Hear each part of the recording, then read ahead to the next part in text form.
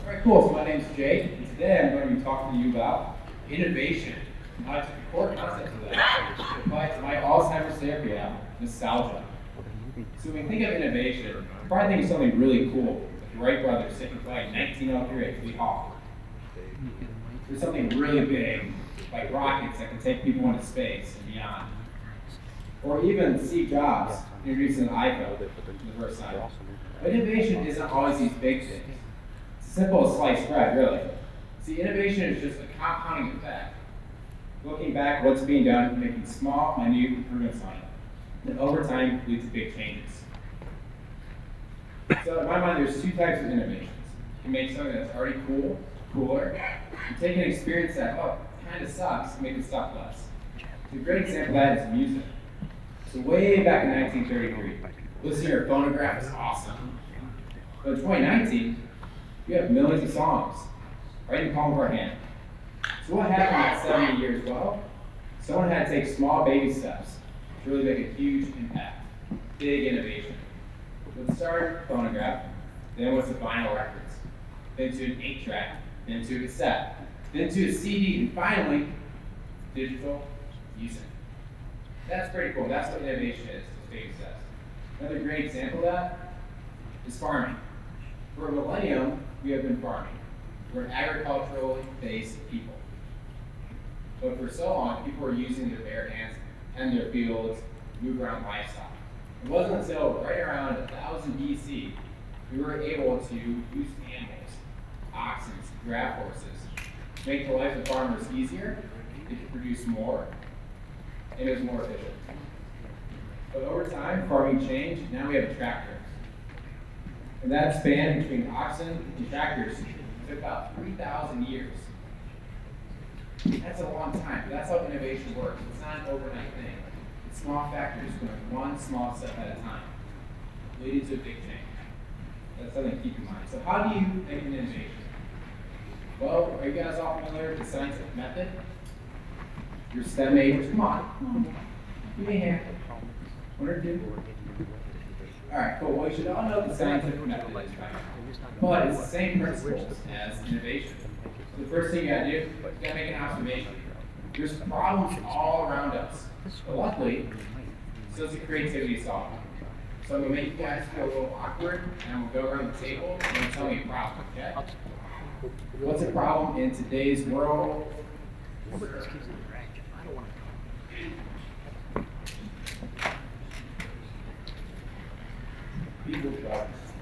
People driving slow. Boom, problem. All right, I'm giving 10 seconds, and how would you fix that? Drive faster. It's that simple. Small things. We're gonna do two more. You ready? And you.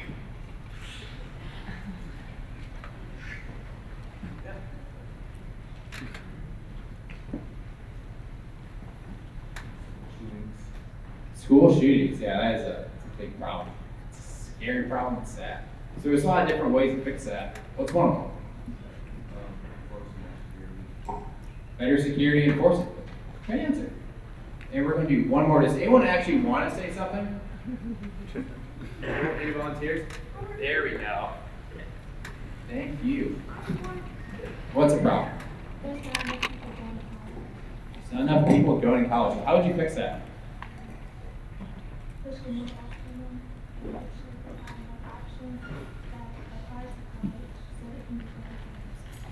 Awesome. Great answer. So, look, in about a minute. Keep talking. Okay. So, about a minute, we came up with 3 big problems. We're already starting to form solutions to those problems. So, after you make that observation, you're not going to be able to see that, but it says ask a question. So, after you make that observation, you got to ask a question. So you're going to ask a question, why is this thing a problem? What's broken with it? So why are people driving too slow? What's the problem there? Well, maybe it's speed limits. But in order to really answer that question and form your hypothesis, you got to do research. You got to do a lot of it. Now you guys know what research is, right? We can get a nod, head nod? Yeah, nice. Okay, so you're going to research the dickens out of it, which means you're going to know the problem front and back. Once you do that, you're going to make a hypothesis. That's just a guess at what you think a solution can be. It doesn't need to be that strong. It just needs to be something that you can test out. You can experiment. So you're going to apply the hypothesis to see if it actually works. And after you do that, you're going to look at what happens. You're going to interpret those results, those conclusions. And you're going to be able to answer, wow, did this actually work? What can I improve on it? And that's how you make those small changes that lead to big innovations. And it's not a linear process. You're going to make an observation, then you might form a hypothesis right away. You make your hypothesis and you change your hypothesis, or you do the whole experiment and the experiment fails horribly, so you got to go all the way back to asking the right question, so forth. It's a long time. You make a lot of mistakes. But that's how it's done. And those are the same steps I used to create my memory therapy application called Nostalgia. I was in my senior year of high school, and does anyone do DECA? Woo! Okay, so I was in DECA my junior and senior year. In my senior year, I really wanted to do the innovation challenge. So I was brainstorming with my amazing teacher, Mrs. Maxey, some ideas, some problems that we could solve that could make a big impact in the world. So I thought of made a huge list, had 100 ideas, and none of them were really good. I didn't care for them. And as cliche as this is, I was in the shower one day. I had this idea. I was thinking about Alzheimer's. That's a big problem. My grandpa had Alzheimer's. Because of that, I was never able to have a connection with him. I thought, wow, that was really bad. That really hurt as a little kid, not being able to talk to your grandpa, not being able to know him. Other kids would go fishing with theirs. They play games. They throw the football around, and mine just kind of watch House Hunters all day. So I put in a lot of research, began to understand the disease. Alzheimer's is caused by two different proteins, form these plaques and tangles in the brain. Now these nasty plaques and tangles cause literal holes in the brain over time. That disrupts your brain's synapses. You guys take any biology classes or, yeah, do you know what a synapse is? All right, I'm just going to tell you anyway. So a synapse is your brain's highway of information. It's how you remember things, how you process information. It's how it even plays in basic motor functions. The issue with Alzheimer's is those synapses are disrupted. So I was looking at what was being done. What was being done was current Alzheimer's therapy, which is just kind of mindless stimulation. You give someone music to listen to. It stimulates those synapses in a way that they can kind of navigate around those holes, form a partial reconnection, spur some moments of recognition, some memories. It also alleviates symptoms like irritation. But what's being done for the family? What's being done for the 10-year-old kid? What's being done for the husband or the wife of someone who has it? And unfortunately, the answer was nothing. There was no personalization. There was no way to build that connection. So that's how I came up with the idea of Nostalgia. This was the very first prototype I made. It's not pretty. Kind of looks like something you'd see at a funeral home. But with all the research I did, I noticed there was 4 really big, effective memory therapies out there: music, videos, photos, and puzzles. That's multimodal stimulation, meaning you're stimulating multiple synapses at a time, which increases the chances of that partial reconnection. That ability to reminisce and reconnect increases exponentially when you do that.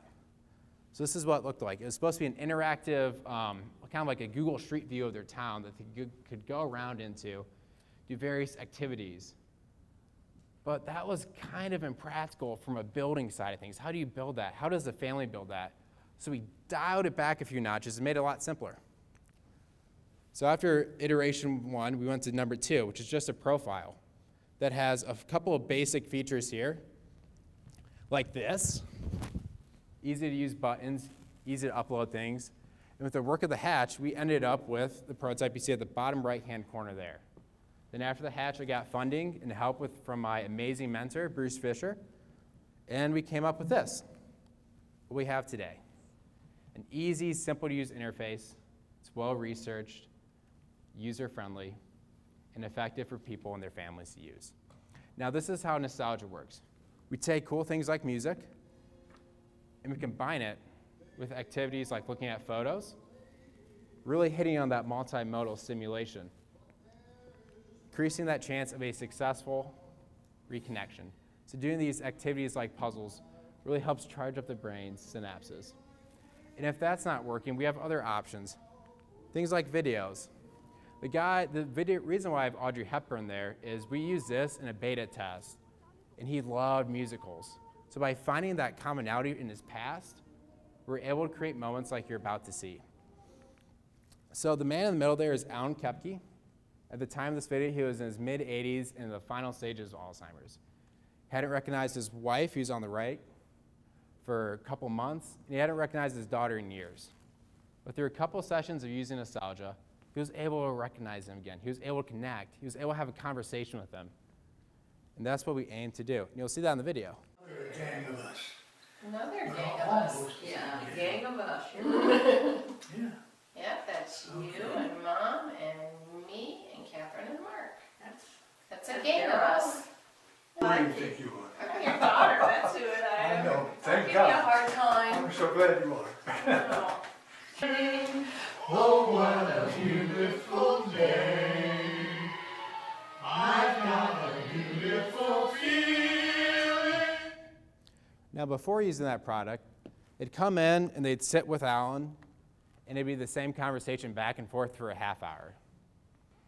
Who are you? I'm your wife. Oh. 5 minutes later, who are you? 5 minutes later, who are you? Finally, they leave.